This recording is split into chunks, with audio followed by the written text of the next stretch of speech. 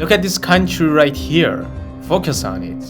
What is so obvious about it? I mean, besides the fact that it looks exactly like upside down Switzerland. And yes, you're right, it's landlocked. For those who don't know, landlocked countries are those that have no connection to the oceans. And there are quite a few of them. Typically, you would expect such countries to have nothing to do with water-related activities. Well, what if I told you that this country has a navy?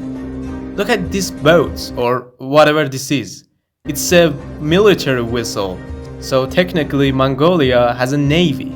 Now you might ask why Mongolia has a navy in the first place and where they even keep it. If you look at the geographical map of Mongolia, you will see that there are some lakes located there. One of them even has a border with Russia. And now you might conclude, well, okay, it makes sense. They want to ensure that Russia won't attack from here. But come on, be realistic. The USSR refused Mongolia's request to be annexed 6 times.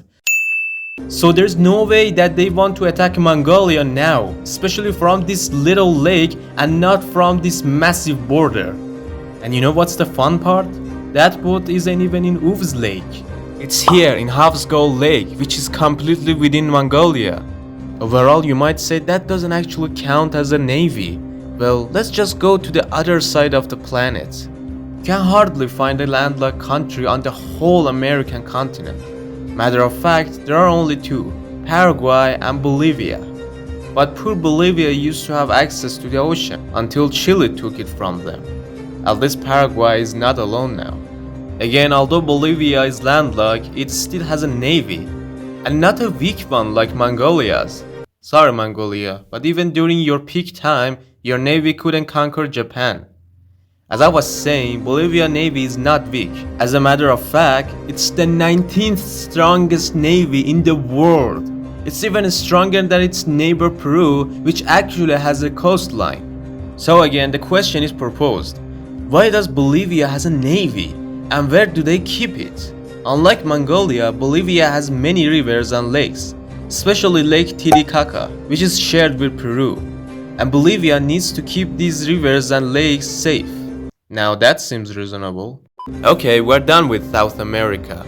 Let's go back to Asia. As you can see on the map, there are plenty of landlocked countries, mostly in Central Asia. However, this large body of water might catch your attention, and you might wonder, well, they have a border with this, so why they're still landlocked? It is Caspian Sea, which technically isn't an actual sea. It's a lake because it doesn't have access to the high seas.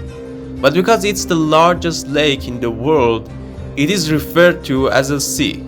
Therefore, the countries that border this sea are technically still landlocked, except for Iran and Russia, which have access to high seas. Still, because these countries have access to the Caspian Sea, except Uzbekistan, which is one of the only 2 double landlocked countries in the world. The other one is Liechtenstein. Anyways, as I was saying, because these countries have access to the sea and share it, it makes sense that they would maintain naval forces. Now we are arriving at the last country on our list that has a navy. This country is located in Southeast Asia, and unfortunately for them, it is the only landlocked country in the whole region. Can you guess which one it is? Yes, it's Laos. As you can see on the map, it's the only country that doesn't have a coastline, while all its neighboring countries have vast coastlines. However, as you have seen so far in this video, not having a coastline is not an excuse for not having a navy. Laos is one of those landlocked countries that maintains a navy. If you are wondering why they have a navy, it's because of Mekong River, which is a major feature of the country's geography. As you can see on the map, the Mekong River makes up a considerable portion of the Laos border, and the navy is significantly involved in border control work. So yeah, while many countries are landlocked, some do not give up easily on the idea of having a navy, although they may be so close to the sea or so far from open water. First time. Their determination remains strong. These nations strive to establish a naval presence, even if it means to having only one ship. And I know it might be surprising to learn that there are so many landlocked countries with a navy out there. It's really unexpected, almost like this video could just end right now.